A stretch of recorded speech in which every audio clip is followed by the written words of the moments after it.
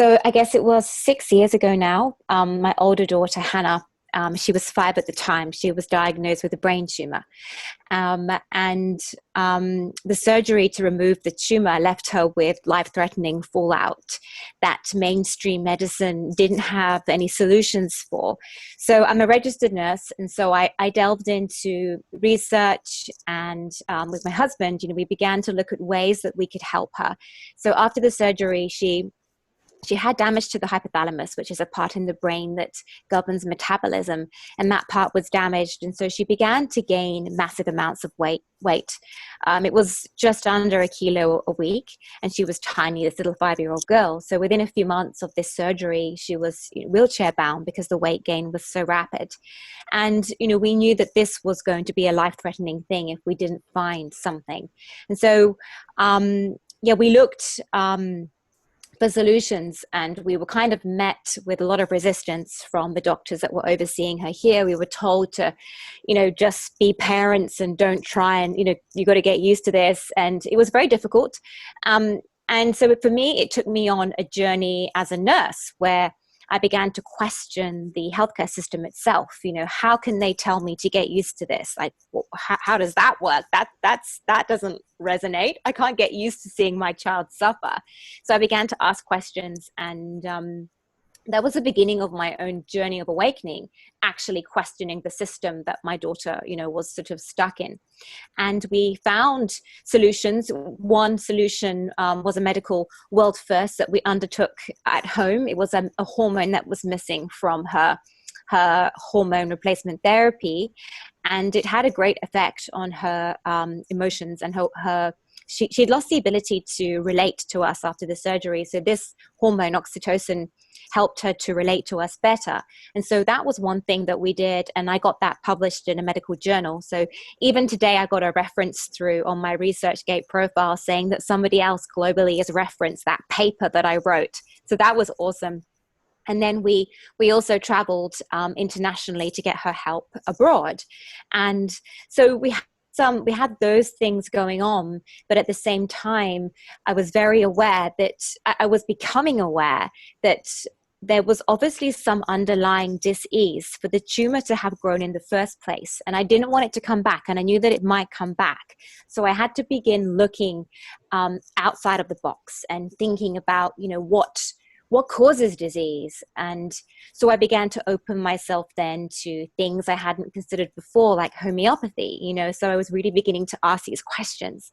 And then I think what happened was the crunch point came for me when I was doing really well helping her physically. We'd got the lap band to help with the weight. We'd been to Toronto to look at brain healing through laser therapy.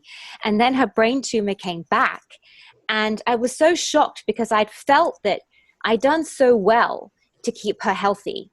And yet this thing had happened out of my control. And I kind of felt that it shouldn't have happened. It shouldn't have grown back. Why? And there was this game-changing moment when in my living room, she was saying, I'm really hungry. And I said to her, it's not your fault. It's because you've had brain tumor, and this brain tumor has come back. And she suddenly screamed, I wish I didn't have a tumor. And the world just stopped for me for a moment. I had this realization that I've been fighting to keep her alive, fighting to find solutions, fighting for health and well-being.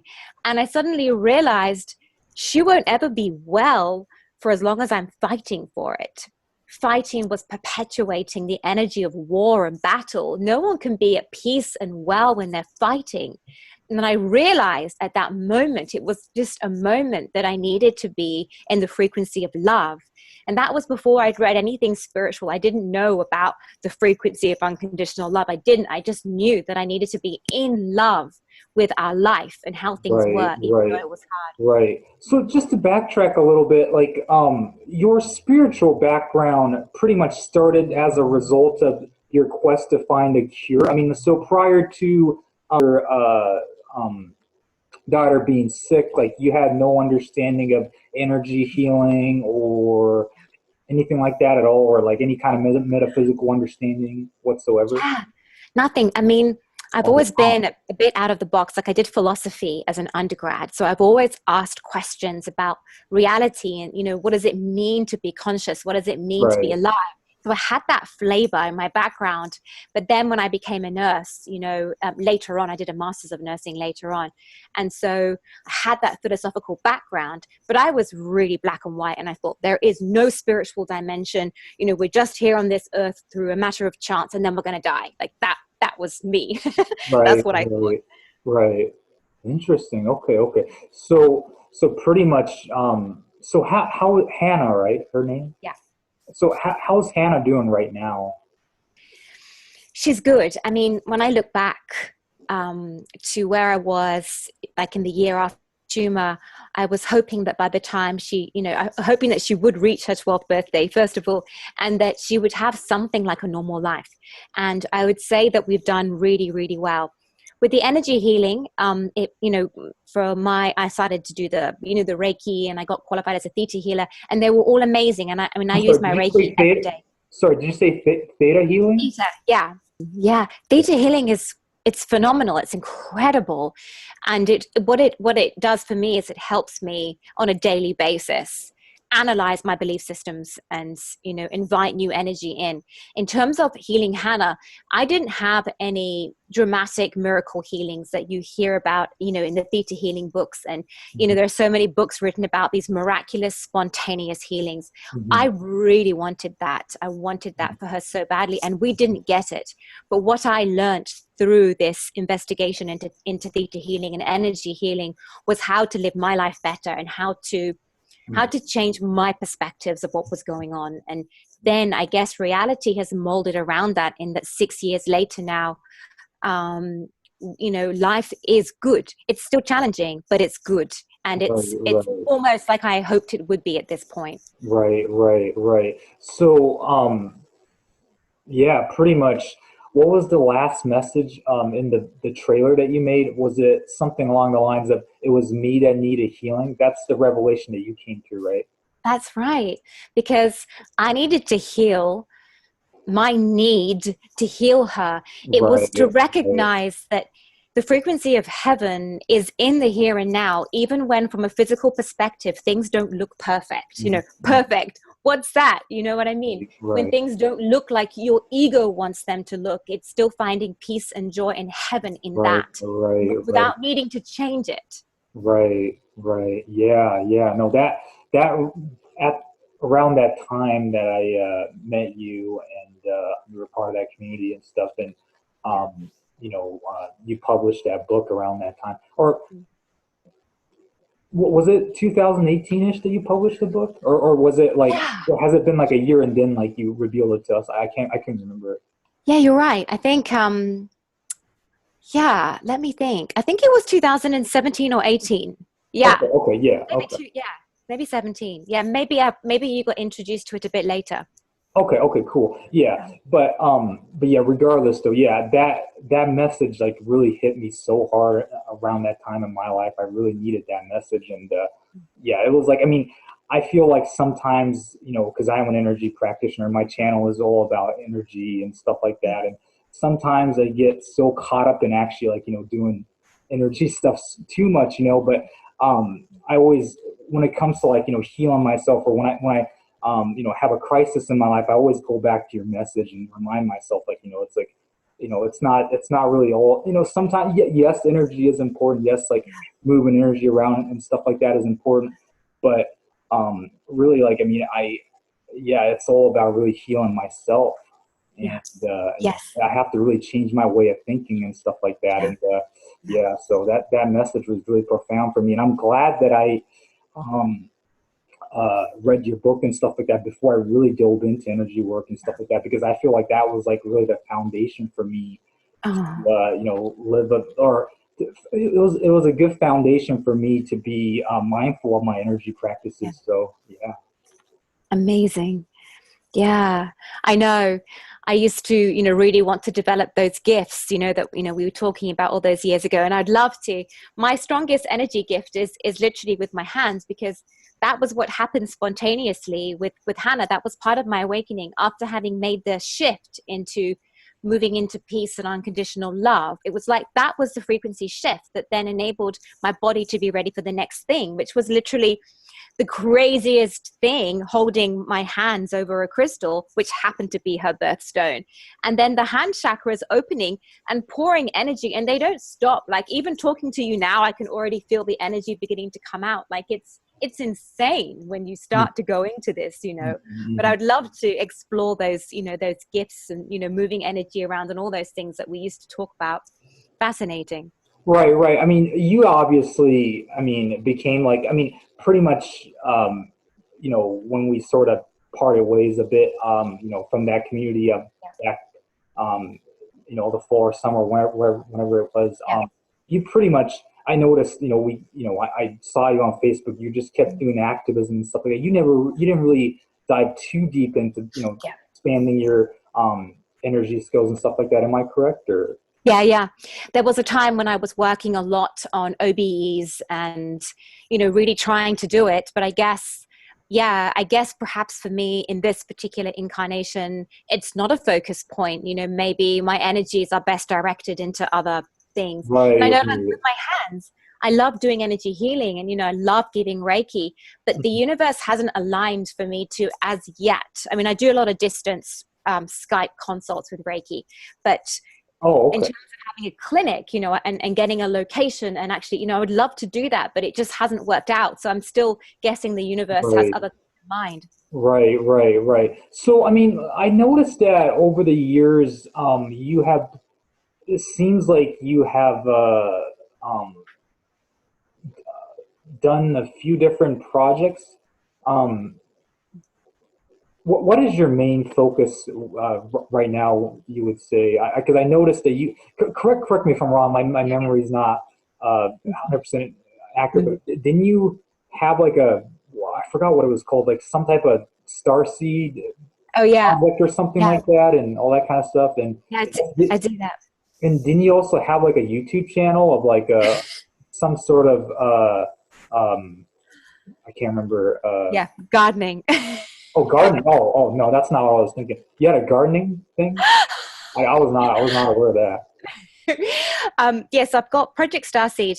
After I woke up and began to look into energy, I was really, really quickly gravitated towards the cosmic crowd. And because I've always struggled with the idea of being human. This is something that I've always struggled with. And I've always had this really close connection to the cosmos, to the stars, and I haven't understood it. So I think it probably was 2017, I started this movement called Project Starseed. And this is a movement and group for individuals who identify as having a cosmic heritage, whatever that means. And the word starseed can mean whatever you want it, whether or not it's, in my last life, I was a Palladian, or, we have a cosmogenetic heritage. We are the essence of stars. So it can be as broad or as narrow as you want to, it's how you want to see it. Right. So I've got about 2,000 people who have joined this I Am Starseed movement, and we've got a Facebook group. It's beautiful. People who are really working towards co-creating this new earth and higher frequency, really conscious people. Right. So there's that. And so that's still going on. And although I don't post much on the Facebook page, and I'm really bad with the group emails, but that's still going on. And the YouTube stuff, I'm very passionate about permaculture. And so I studied permaculture 2 years ago and then decided to make a kids YouTube series exploring. Okay. Yeah, it was kids. Wow. But I only made 3 episodes. They're kind of pilot episodes, and I'm waiting again for the next step with that. I would love to, I'd love to take it further. But then 5G took over my life last year. So I had to kind of shelve that. Right. So, yeah, it seems like your focus totally went from, following your passion to really transitioning to the activism stuff, which like I was telling you earlier, I really truly respect you for speaking the truth on these. Yeah. I hate to use the word conspiracies and or truth, if you whatever you want to call it. It's you really are courageous. I call my channel is called Energy Warrior Ken. I call myself Energy Warrior and stuff like that. But really, sometimes I ask myself, I mean, me just meditating for peace to happen in the world. I mean, I do that every single day, but really is that, who's really making a difference, me or someone like you who's always doing activism? You know what I mean? Like that's a question that I have to ask myself heavily. I mean, kind of goes back to the story with your daughter as well. You do have to let go. You do have to, not worry, not be obsessed over, issues in life, but at the same time, there needs to be that balance. What do you feel about that? Totally. I'm so with you. And I think a lot of activists get stuck into this almost energetic short circuit that perpetuates more activism. So to be able to do the activism with non-attachment and in the frequency of love, that's the challenge. And I think a lot of people who are very spiritual do kind of freak out when they enter into the activist energy, because then they find they're getting drawn into this short circuit and they're perpetuating war and activism. So it's, for me, it's like you're saying, it's an ongoing challenge to recognize I'm entering into the frequency of trying to ignite and catalyze change, but remembering the underlying frequency needs to be peace, unconditional love, and non-attachment to the outcomes. Right. Yeah. That's yeah. Yeah, it's so hard to sometimes perhaps find that balance, because I mean, correct me if I'm wrong. Like I don't look at all your posts, but I mean, because you're an activist and like, you get a lot of comments and stuff like that. So like your stuff is always comes up on my newsfeed as like, as like, the main post and stuff like that constantly. That's why I'm, was able to somewhat keep up with your work over the years. I mean, it's correct me if I'm wrong, but you were kind of labeled, like, I remember there was a big post one time, like, you were labeled as a, I forgot what it was. Like, didn't you make a post, of something like you were labeled as a flat earther? Yeah. That's right. Yeah. Kind of. In fact, I mean, the mainstream media has really, really attacked 5G activists this week here in Australia. Yeah, it's just awful, what's being said about us when we are peaceful, well-educated. Most of us are parents, and, that it's crazy. But we've been called, we've been lumped into everything that is anti this, anti that. Or we're pro-choice, we're pro-safety, we're pro-exploration. We're not anti. In fact, this week we had to change the names of our Australian Facebook groups for 5G, because we were called Stop 5G. And then because of what happened in England, Facebook took down a Stop 5G UK group that had 70,000 members in 3 nights ago. So we changed our names now to Sydney for Safe Technology, or Australians for Safe Technology, as opposed to Stop 5G, to really try and shift the energy around it, see if it works. Cool. Okay. Well, so back to Hannah's story. So Hannah, pretty much, the theta healing and the Reiki.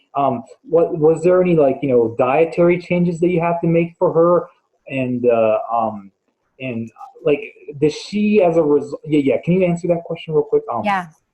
Well, we are pretty much, I mean, I'm vegan. I've been a vegan for 9 years, and my younger daughter is Hannah. Hannah is, she's pretty much vegan. She only has a little bit of cheese, dairy cheese, that's it, tiny bit. So mainly vegan, dietary wise, and very clean. We grow a lot of our own salad stuff and herbs and things, filtered water. Cool. So that along with your, doing a little bit of theta healing and Reiki and stuff like that, and just really embodying that spirit of just letting go and not worrying, has allowed her to heal and recover and stuff like that. Which is, I mean, it's a, I mean, I think I wanted to do this interview with you because, I mean, I wanted to post this in many different groups that I'm a part of that does, energy healing and stuff like that, to kind of give people hope, to show people that it's actually possible, And that emotional attachment that you have for your daughter, I mean, to let that go. I mean, it's one thing to heal yourself, but it's another thing to heal such a young girl. You have so Yeah. much attachment for her and stuff like that, and love, and to let that go. I mean, Yeah, I think as well, like I had to actually come to terms with the fact that she has her own soul journey. And so I was fighting to get her off meds. I thought I want her off her medications. If she's off, then she's healed. And she's not, she's on her medications and she still has health challenges.